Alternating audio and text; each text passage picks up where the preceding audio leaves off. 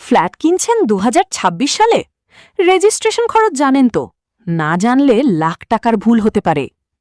মোট খরচ কত হতে পারে? সাধারণত 10% থেকে 15% দলিল মূল্যের উপর, ২০২৬ সালের আপডেট অনুযায়ী। মেইন খরচগুলো: রেজিস্ট্রেশন ফি 1%, স্ট্যাম্প শুল্ক 1.5%, উৎস কর 2% থেকে 6%। এগুলো বাধ্যতামূলক খরচ।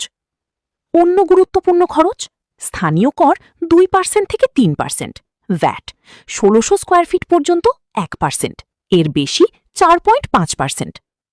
হিডেন কস্ট, যেটা অনেকেই জানেন না: দলিল লেখক ফি, আইনজীবী ফি, নামজারি বা মিউটেশন, এগুলো বাজেট বাড়িয়ে দেয়।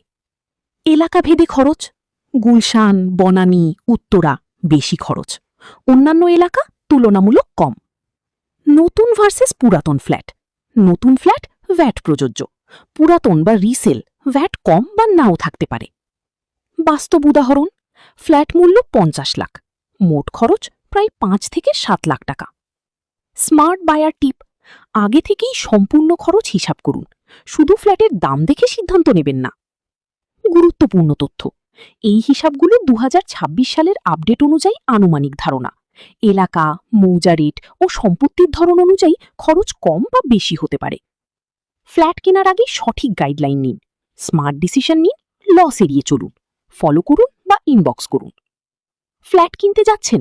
অনেকেই শুধু ফ্ল্যাটের দাম দেখে সিদ্ধান্ত নেন, কিন্তু বাস্তবে রেজিস্ট্রেশন, ট্যাক্স ও অন্যান্য খরচ মিলিয়ে প্রায় 10 থেকে 15% অতিরিক্ত খরচ হয়।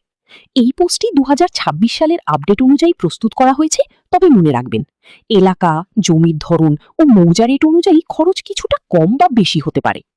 আপনি যদি ফ্ল্যাট